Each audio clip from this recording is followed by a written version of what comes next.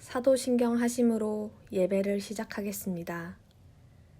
나는 전능하신 아버지 하나님, 천지의 창조주를 믿습니다. 나는 그의 유일하신 아들, 우리 주 예수 그리스도를 믿습니다. 그는 성령으로 잉태되어 동정녀 마리아에게 나시고 본디오 빌라도에게 고난을 받아 십자가에 못 박혀 죽으시고 장사된 지 사흘 만에 죽은 자 가운데서 다시 살아나셨으며 하늘에 오르시어 전능하신 아버지 하나님 우편에 앉아 계시다가 거기로부터 살아있는 자와 죽은 자를 심판하러 오십니다. 나는 성령을 믿으며 거룩한 공교회와 성도의 교제와 죄를 용서받는 것과 몸의 부활과 영생을 믿습니다. 아멘. 할렐루야. 드렉스조인교회 온라인 예배 오신 모든 성도님들을 주님의 이름으로 환영하고 축복합니다. 먼저 찬양으로 예배 시작하도록 하겠습니다.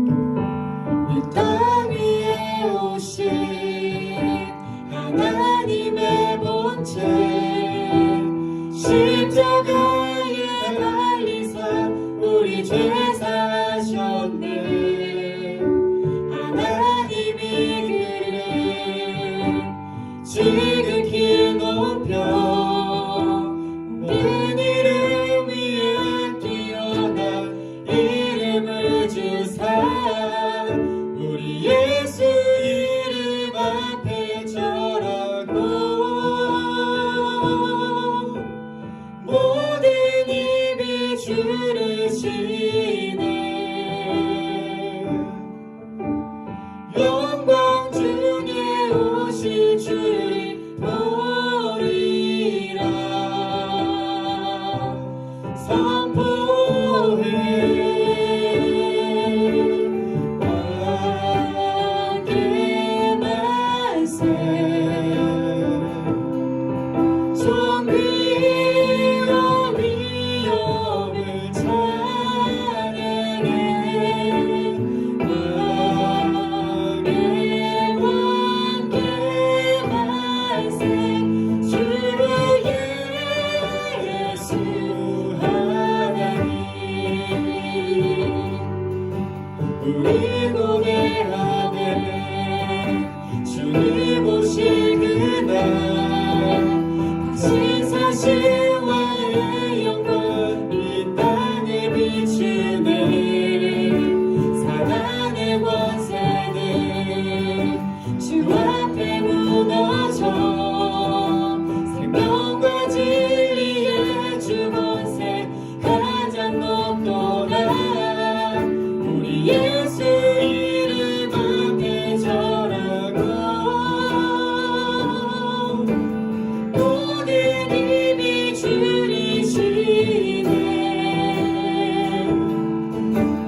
영광 중에 오신 주를 보리라. 선포해 왕의 말씀. 존귀와 위엄을 찬양해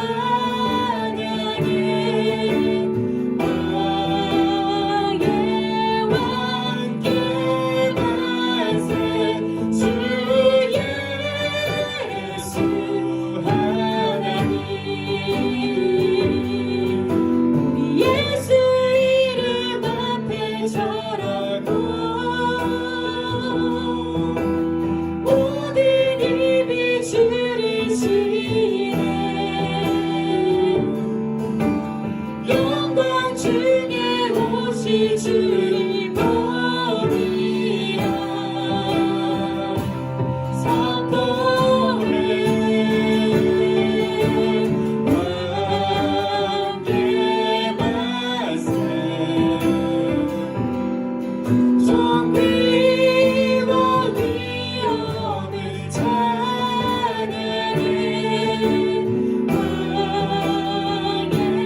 왕의 말씀. 주 예수 하나님 왕의 말씀.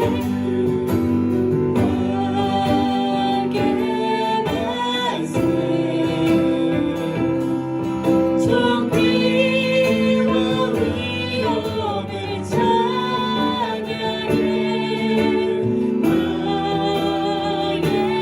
왕의 말씀. 주 예수 하나님 주 예수 하나님 주 예수 하나님 주 예수 하나님.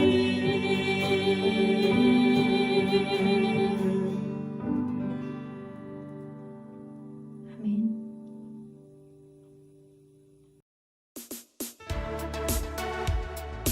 추운 날씨 속에서도 사랑으로 따뜻한 디렉션 교회 소식입니다. 디렉션 교회는 오직 하나님 말씀의 방향을 향하여 함께 걸어가는 교회입니다. 무엇보다도 말씀을 삶으로 살아내기 위하여 함께 최선을 다하는 교회입니다. 디렉션 교회 주일 예배에 참여하신 분들을 주님의 이름으로 환영하고 축복합니다. 코비드-19의 상황이 호전되기 전까지 주일 예배는 계속해서 온라인 예배로 진행됩니다. 시간은 주일 오전 11시입니다. 유튜브에서 디렉션 교회를 검색하시고 구독해 주시기 바랍니다. 온라인 예배 에티켓을 지켜주세요. 예배는 10분 전부터 단정한 복장으로 준비해 주세요. 예배에 집중할 수 있는 장소를 선택하시고 성경책을 준비해 주시기 바랍니다. 최근 코비드 확진자가 급증하면서 모임 제한에 대한 주정부의 규제가 12월 7일까지 연장되었습니다. 모든 오프라인 모임과 라이브 방송도 당분간 취소하겠습니다. 소그룹은 온라인으로 진행해 주시기 바랍니다. 말씀을 서로 나누는 은혜로운 교제의 시간이 되길 바랍니다. 헌금은 이트랜스퍼를 통해 하시기 바랍니다. 이메일 주소는 churchdirection@gmail.com입니다. 코로나 바이러스의 확산 방지와 회복을 위해 함께 기도하시기 바랍니다. 하나님의 위로하심과 보호하심이 모든 성도들 가운데 함께 하시길 기도합니다. 감사합니다.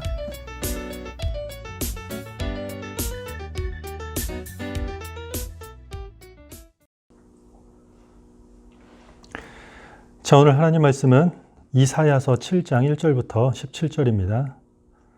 구약성경 이사야서 7장 1절부터 17절까지입니다. 자, 다 같이 한 목소리로 읽겠습니다. 우시아의 손자여 요담의 아들인 유다의 아하스 왕 때에 아람의 르신 왕과 르말리아의 아들 이스라엘의 베가 왕이 올라와서 예루살렘을 쳤으나 능히 이기지 못하니라. 어떤 사람이 다윗의 집에 알려 이르되 아람이 에브라임과 동맹하였다 하였으므로 왕의 마음과 그 백성의 마음이 숲이 바람에 흔들림같이 흔들렸더라. 그때 여호와께서 이사야에게 이르시되 너와 내 아들 스알야숲은 윗못 수도 끝 세탁자의 밭 큰 길에 나가서 아하스를 만나 그에게 이르기를 너는 삼가며 조용하라. 르신과 아람과 르말리아의 아들이 심히 노할지라도 이들은 연기나는 두 부직갱이 그루터기에 불과하니 두려워하지 말며 낙심하지 말라. 아람과 에브라임과 르말리아의 아들이 악한 꾀로 너를 대적하여 이르기를 우리가 올라가 유다를 쳐서 그것을 쓰러뜨리고 우리를 위하여 그것을 무너뜨리고 다브엘의 아들을 그 중에 세워 왕으로 삼자 하였으나 주 여호와의 말씀이 그 일은 서지 못하며 이루어지지 못하리라.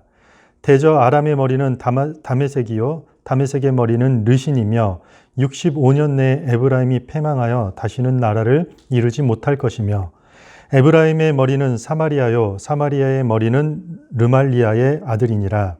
만일 너희가 굳게 믿지 아니하면 너희는 굳게 서지 못하리라 하시니라. 여호와께서 또 아하스에게 말하여 이르시되 너는 내 하나님 여호와께 한 징조를 구하되 깊은 데에서든지 높은 데에서든지 구하라 하시니 아하스가 이르되 나는 구하지 아니하겠나이다. 나는 여호와를 시험하지 아니하겠나이다 한지라. 이사야가 이르되 다윗의 집이여 원하건대 들을지어다. 너희가 사람을 괴롭히고서 그것을 작은 일로 여겨 또 나의 하나님을 괴롭히려 하느냐. 그러므로 주께서 친히 징조를 너희에게 주실 것이라.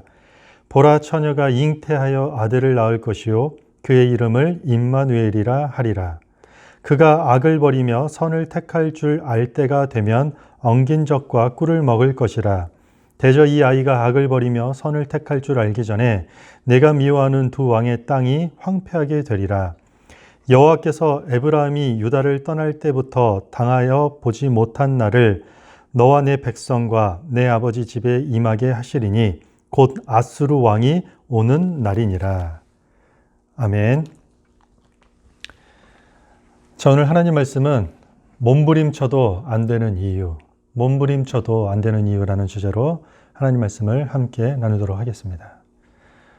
우리가 구약 성경을 보면은 다윗 왕에 의해 세워진 통일 왕국이 있습니다.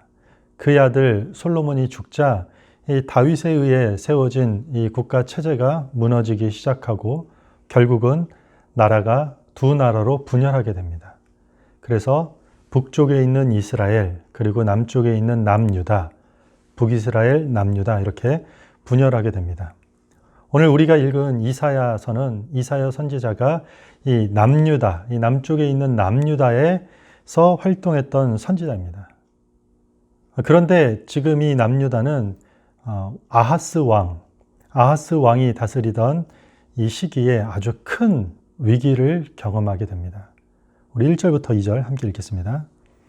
우시아의 손자여 요담의 아들인 유다의 아하스 왕 때에 아람의 르신 왕과 르말리아의 아들 이스라엘의 베가 왕이 올라와서 예루살렘을 쳤으나 능히 이기지 못하니라.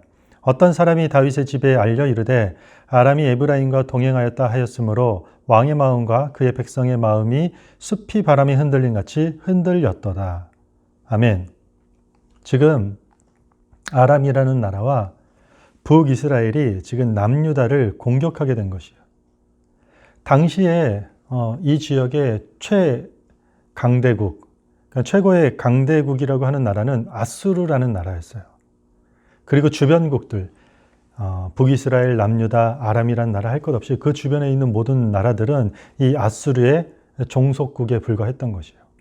그런데 이때쯤에 아수르의 내부 반란으로 어려움을 겪게 돼요.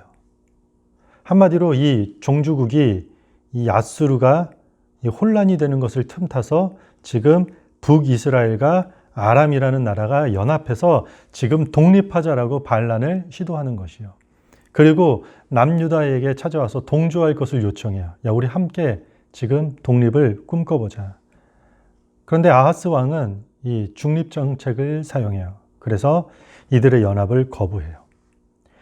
북이스라엘과 아람이라는 나라가 연합해서 지금 아수르로부터 독립을 시도하는데 남유다의 아하스 왕이 자신들의 뜻에 이렇게 따라주지 않자 아람과 북이스라엘이 연합해서 남유다를 침략하기 시작한 것이에요. 그리고 자신들에게 호응해 줄 수 있는 새로운 왕을 세우겠다라는 목표를 갖게 되는 것이죠. 2절에 보면은 아람이 에브라임과 동맹하였다. 에브라임이라는 말은 이스라엘 지파의 어떤 북이스라엘을 대표하는 지파 중에 하나예요. 그러니까 에브라임을 말할 때는 북이스라엘을 뜻하는 것이요.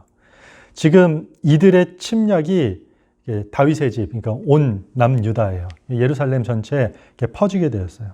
그러자 왕과 백성들의 마음이 마치 숲이 바람에 흔들리는 것 같이 심히 흔들렸다는 것이요. 이 위기의 상황에 두려워하고 걱정하기 시작했다라는 그런 이야기예요.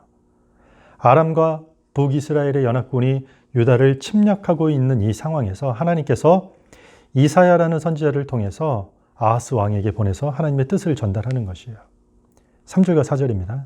그때 여호와께서 이사야에게 이르시되 너와 내 아들 스알야숲은 윗무 수도 끝 세탁자의 밭 큰 길에 나가서 아하스를 만나 그에게 이르기를 너는 삼가며 조용하라. 르신과 아람과 르말리아의 아들이 심히 노할지라도 이들은 연기나는 두 부직갱이 그루터기에 불과하니 두려워하지 말며 낙심하지 말라. 아멘. 이사야를 통해서 지금 아하스 왕에게 주어지는 메시지가 뭐죠? 너희는 삼가 조용하라. 두려워하지 말라. 낙심하지 말라라고 하는 것이요. 이유가 뭐죠? 아무리 그 두 연합군들이 심히 노할지라도 하나님 보시기엔 어때요? 연기나는 두 부직갱이에 불과하기 때문이라는 이야기예요. 연기나는 두 부직갱이가 뭔가요? 우리 캠핑장 가면은 우리 나무를 때우잖아요. 그리고 다 꺼지면 어떻죠? 연기는 나는데 불이 나지 않는 나무 조각들. 이게 두 부직갱이 그루터기인 거죠. 하나님 보시기에는 이들이 아무것도 아니니까 제발 두려움으로 인해서 흥분하지 말고 조금 진정하라라는 이야기예요.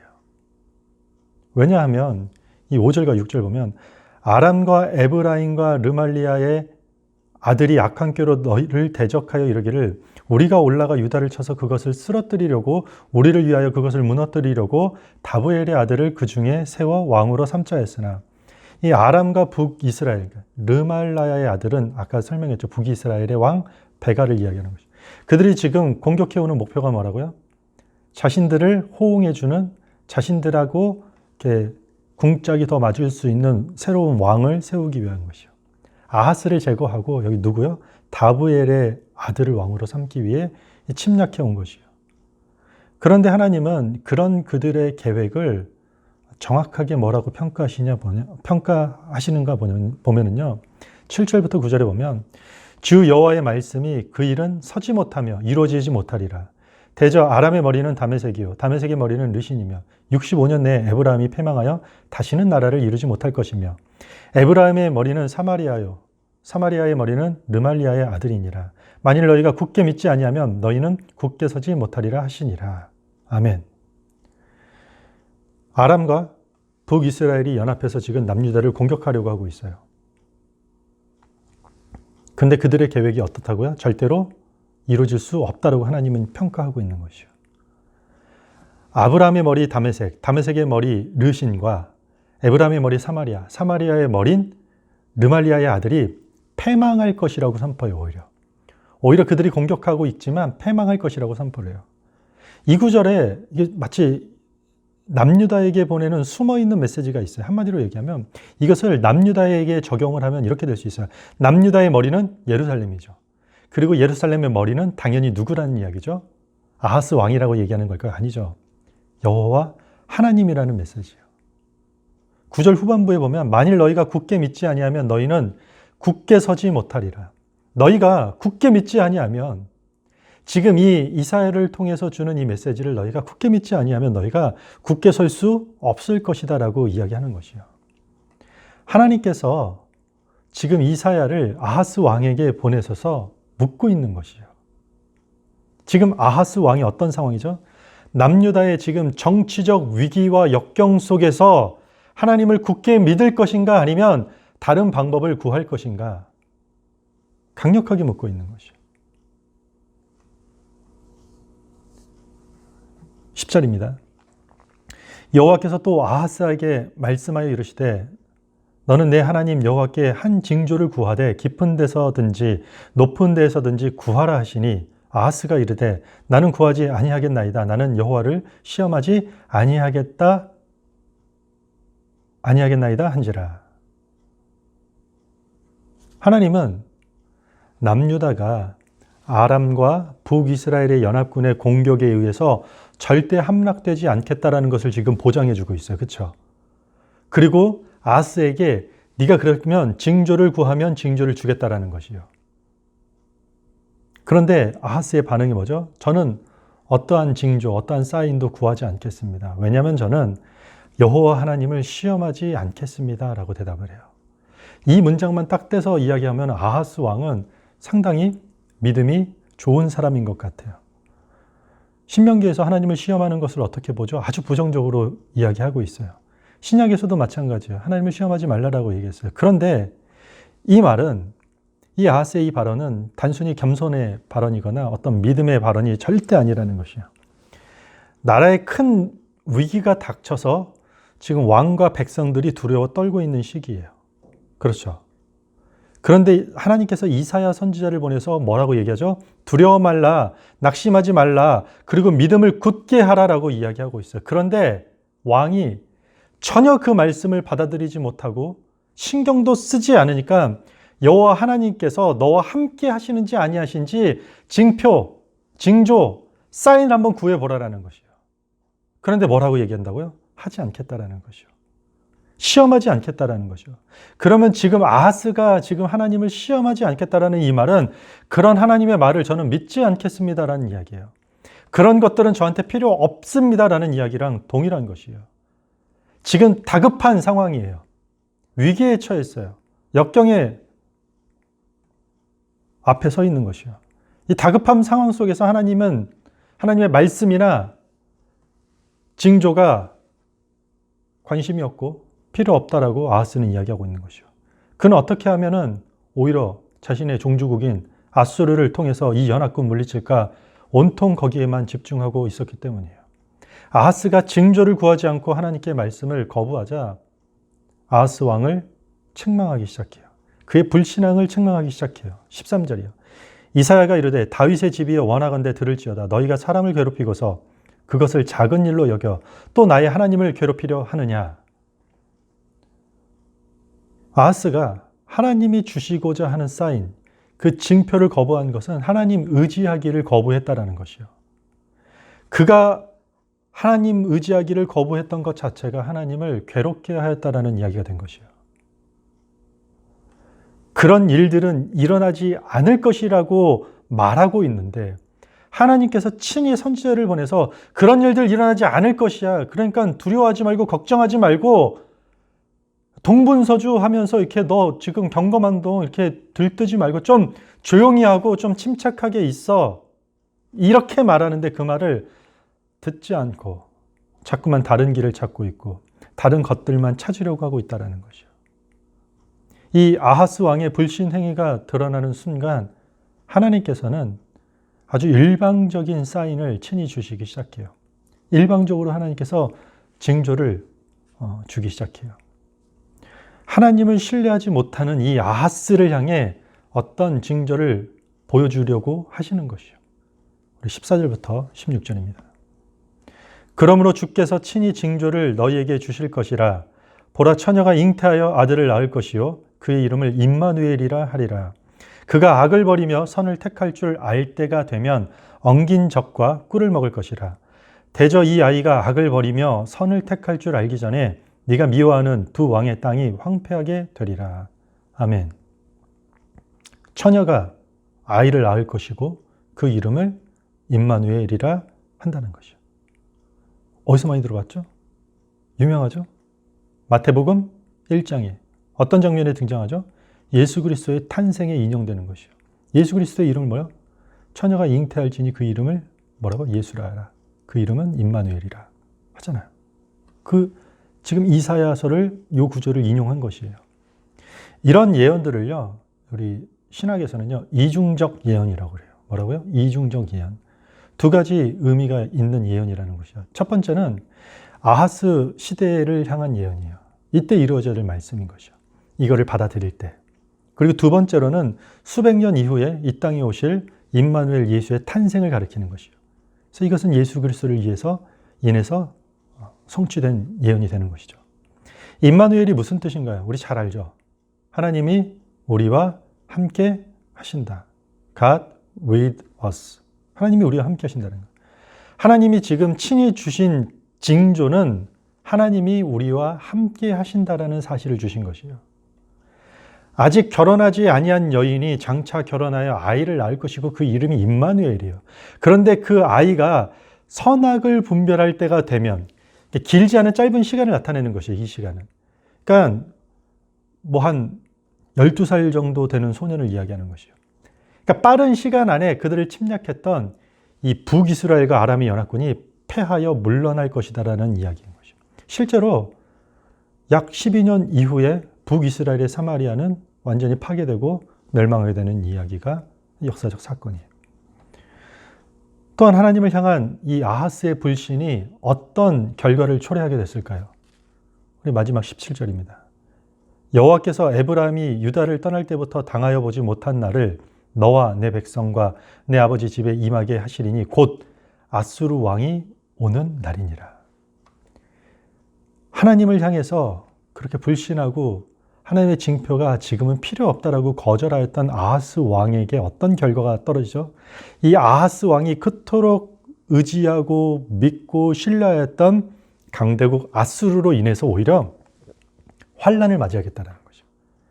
오히려 그가 의지하였고 신뢰하였고 유일한 해결책이었던 그들을 통해서 오히려 환란을 피하지 못하고 환란을 맞이하게 된다는 것이죠. 하나님께서 주신 이 임마누엘은요, 두 가지 방식으로 이 남유다와 함께 하신다라는 징조가 되는 것이요. 긍정적인 방식으로는 하나님이 남유다와 함께 하시기 때문에 그들을 지금 위협하고 있는 그 두 동맹국들, 절대 그런 두 부직갱이와 같은 그 나라들 두려워할 필요가 없다라는 것이요. 그러나 아하스 왕이 하나님의 신뢰를 거절하고 하나님의 도우심과 하나님의 함께 하심을 거절하고 오히려 원수 국가인 아수르를 더 신뢰했기 때문에 그것이 얼마나 큰 착각이었는지 앞으로 뼈저리게 깨닫게 될 것이라는 선포예요. 우리가 보통 이 북이스라엘과 남유다 이 성경 공부를 할 때 양 국가의 왕들 이름을 쭉 나열하고 하면서 첫 번째로 하는 보통 성경 공부가 있어요. 가로 열고 악한 왕이었다. 이 왕은 선한 왕이었다. 이렇게 표기를 해요. 아하스 왕은 어떻게 평가될까요? 아주 악한 왕으로 평가가 돼요. 우리가 이런 본문을 대하면서 아하스 왕, 악한 왕이었지.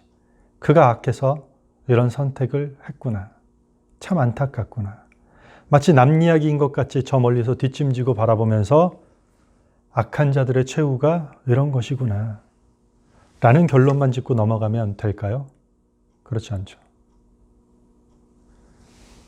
사실 역대하 26장을 보면은요, 아하스 왕이 어떤 시간을 보냈는지 쭉 그의 일대기가 나오고 있어요. 아하스 왕은 나라를 살리기 위해, 나라를 지키기 위해 온갖 몸부림을 친 사람이에요. 그는 나라를 살리기 위해서 어린아이들을 몰래게 신전에 산채로 불에 던지는 선택까지 했어요. 만약에 그렇게 하면 남유다 어린아이들의 평안과 안정을 보장해 줄 수 있지 않을까라고 기대했기 때문이에요. 그것뿐이 아니에요. 그는 나라를 살리기 위해서 자신의 종주국 아수르를 찾아가요. 그리고 가서 모든 재물을 갖다 바치면서 도와달라고 애걸복걸해요. 그런데 아수르가 도와주기는커녕 오히려 그를 공격하기 시작해요. 말씀이 그대로 이 예언이 실현되는 것이에요. 이것도 잘 안 되니까 자신을 공격했던 아람의 신을 섬기면서 남유다 온 산의 곳곳에 산당을 세우기까지 했다라는 것이요. 아하스는 나라를 지키기 위해서 온갖 몸부림을 친 사람이에요. 수단과 방법을 가리지 않고 별의별 방법을 다 동원해서 나라를 지키기 위해 몸부림쳤다라는 사람이에요. 그런데 단 하나,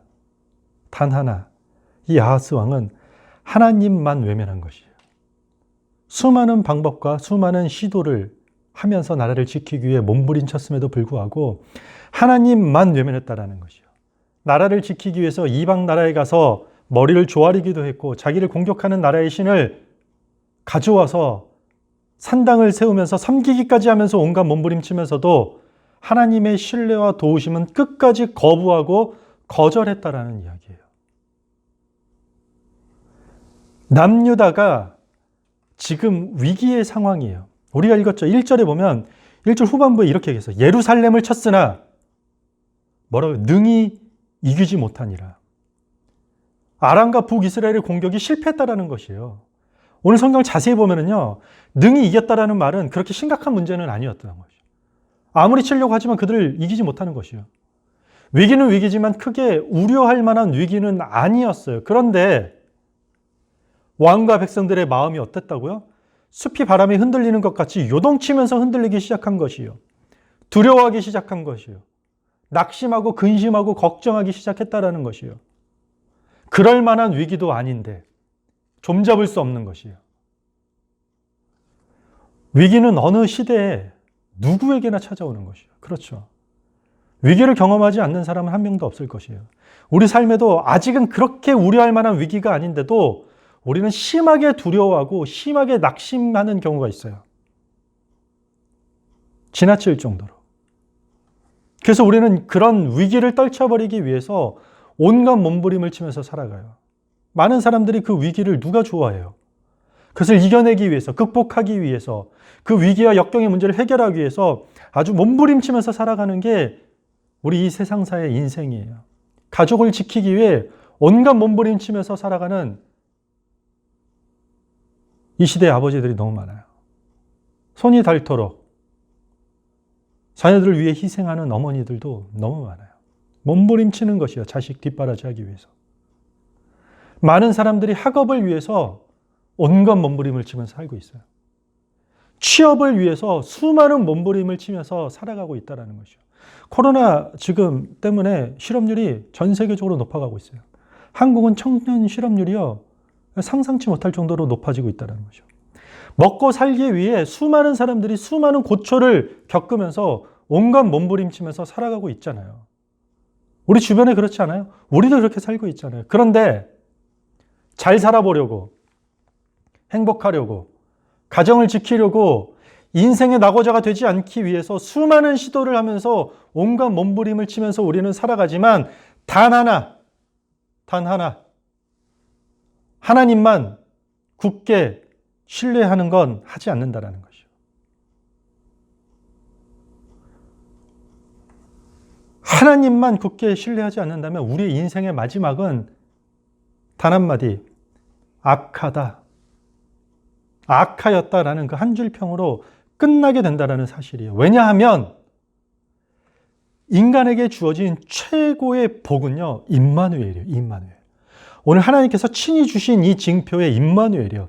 하나님이 우리와 함께 하신다라는 것이 인간의 최고로 누릴 수 있는 복이기 때문이에요. 반면에 인간에게 주어진 최악의 저주는요, 그 임마누엘의 하나님을 끝까지 거부하고 거절하는 것이기 때문에 그래요. 북이스라엘과 아람의 연합군의 침공 상황에도 하나님 의지하지 않고 아수르 의지하면서 자신의 힘으로 방어할 국리에 가득 찬 이 아하스 왕을 향해서 친히 징조로 보여주시려고 했지만 그것도 거부하자 하나님이 다시 징조로서 하시는 말씀이 뭐예요? 임마누엘이요. 하나님이 우리와 함께 하신다라는 사인을 주신 것이요. 임마누엘. 이 원어를 더 정확히 번역하면요, God surrounding us예요. 하나님이 우리를 둘러싸고 계신다라는 것이요. 그런데 이 임마누엘이 우리 인간들에게, 우리 사람들에게 오는 방식이 어떤가요? 우리의 기대와 달라요. 지금 군사적, 정치적 위기에 우리가 제일 필요한 게 뭔가요? 동맹국을 주시거나 아니면 군대를 주시는 방식이어야 되는데 그게 아니라는 것이요. 우리가 원하고 우리가 생각하는 방식과 전혀 달라요. 뭘로 오죠? 하나님만 굳게 믿으라는 말씀으로 주셨다라는 것이요. 그 하나님이 우리를 둘러싸고 보호하실 것이라는 그 말씀을 주시는 것이요. 임마누엘. 우리 함께 하시는 하나님, 우리를 둘러싸 계시는 하나님이 우리를 보호하실 것이라는 그 한 가지 약속, 그 말씀을 주신다는 것이요. 하나님께서는 이사야를 통해서 이 아하스 왕에게 원하는 것 단 하나예요. 위기의 상황에서, 역경의 상황에서 하나님만 굳게 의지하며 그것을 극복하라라는 것이요. 아직은 그렇게 걱정할 만한 위기가 아니니까 지금 하나님 약속 붙들고 하나님만 의지하고 신뢰할 때 이 역경, 이 위기, 지금은 큰 파도같이, 집채많은 파도같이 보일지라도 너 그거 분명히 이길 것이야. 우리가 누릴 수 있는 최고의 축복 하나를 약속하신 거예요. 임마누엘. 성경은 처음부터 끝까지 그건 이야기하고 있는 것이죠. 우리가 원하는 방식으로 하나님은 복을 주시지 않아요. 우리가 돈이 없을 때 돈을 주셔야 되죠. 하나님 돈 주시나요? 그렇지 않아요. 하나님이 함께 하심을 경험해서 그 가난 중에서도 기쁨과 충만함을 느낄 수 있는, 그것을, 그 위기를 넘을 수 있는 능력이 하나님의 함께 하심을 경험하게 한다는 것이요. 아하스 왕은 아수르를 의지하고 신뢰했어요. 하지만 반면에 결국 하나님을 자신의 삶에서 제외하였기 때문에 자신의 인생의 수많은 시도와 수많은 방법들을, 수많은 삶의 플랜들에서 하나님을 제외하였기 때문에 비극적인 결말을 맺게 되는 것이요. 작은 두려움 때문에 많은 것들을 우리는 의지하고 시도하는 몸부림을 칠지라도 우리들의 삶과 계획에서 하나님을 배제하는 것은 더 큰 두려움에 의해 희생될 수 있다는 사실을 명심하시길 바랍니다. 코로나로 인해 많은 사업장이 문을 닫고 있어요. 일자리를 잃은 사람들이 상당히 많아요. 물리적인 만남이 제한되고 있다 보니까 정신적인 스트레스에 시달리는 사람들이 늘어나고 있어요. 교회도 마찬가지예요. 함께 한 자리에서 예배하지 못한 현실에 많은 교회와 성도들이 힘들어하고 있어요. 우리는 크고 작은 위기를 직면할 때가 너무 많아요. 여러분들은 이 크고 작은 위기를 이겨내기 위해 어떻게, 어떤 방식으로, 얼마만큼의 몸부림을 치면서 살고 계신가요? 그런데 그렇게 몸부림쳐도 되지 않는 이유가 뭘까요? 아무리 몸부림쳐도 두려움과 근심이 사라지지 않는 이유가 무엇일까요? 우리는 위기와 역경을 이겨내기 위해서 수많은 이 수단과 방법을 가리지 않고 몸부림치지만 임마누엘, 우리와 함께 하시는 그 하나님만은 절대로 의지하지 않고 그 하나님은 거부하고 거절한다는 사실이에요.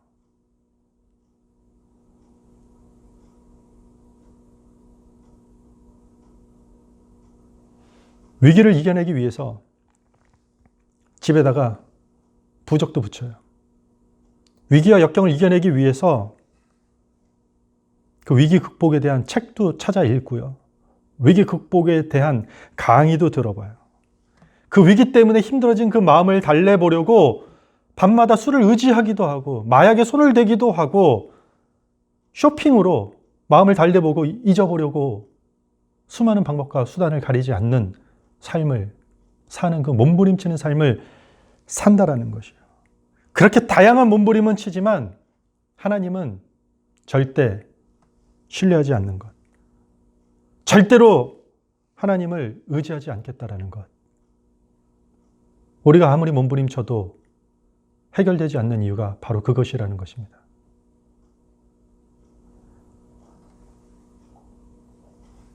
말씀을 정리하겠습니다.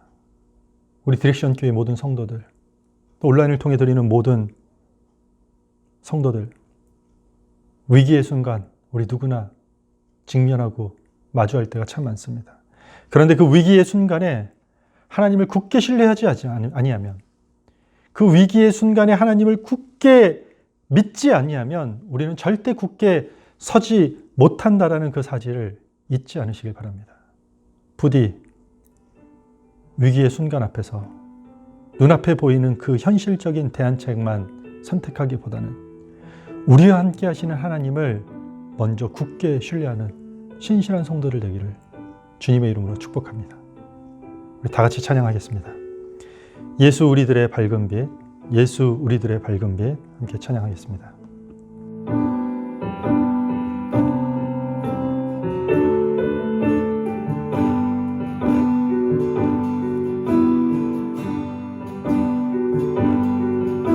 예수 우리들의 밝은 빛 은혜와 긍휼을 베푸시는 주 그의 길을 따라가는 주의 자녀들에게 항상 밝은 빛을 비추시네. 그는 구원의 주 하나님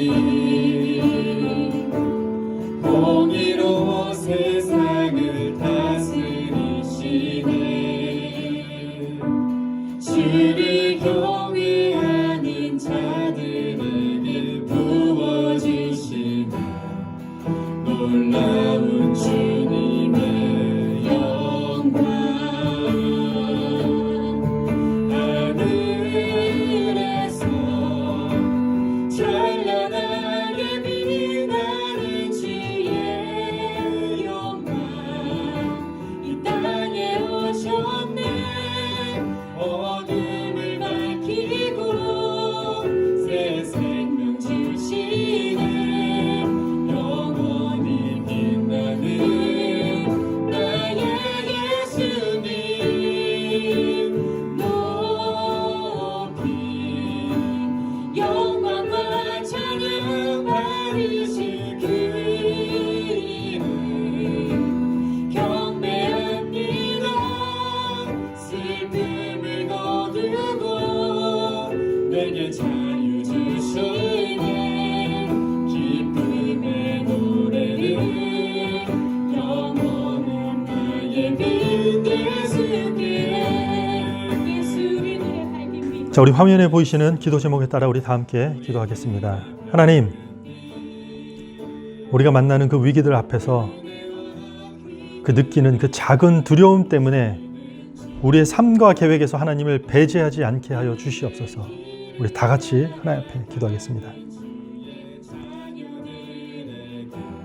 항상 밝은 빛을 비추시네. 그는 구원의 주 하나님 공의로 세상을 다스리시네. 주를 경외하는 자들에게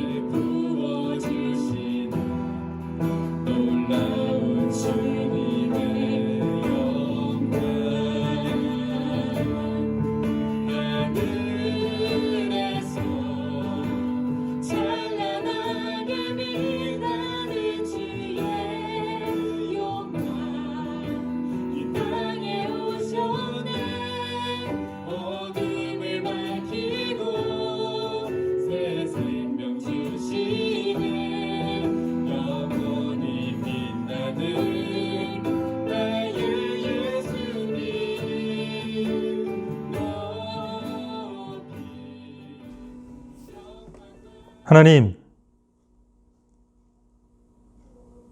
우리가 겪는 크고 작은 그 위기의 상황을 극복하기 위해서 우리는 다양한 방법으로 몸부림치면서도 하나님만은 거부하고 거절하는 그런 최악의 삶을 선택하지 않게 하여 주시옵소서.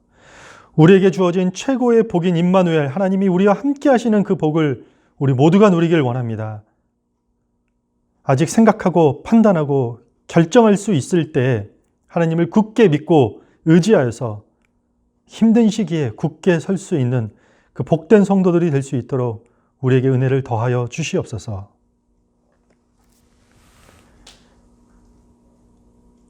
이제는 우리 주 예수 그리스도의 은혜와 하나님의 사랑과 성령님의 교통하심이 힘든 시기일수록 임마누엘의 하나님만을 굳게 믿기를 소망하는 머리 숙인 성도들의 삶의 현장 가운데 이제로부터 영원토록 함께 있을지어다. 아멘.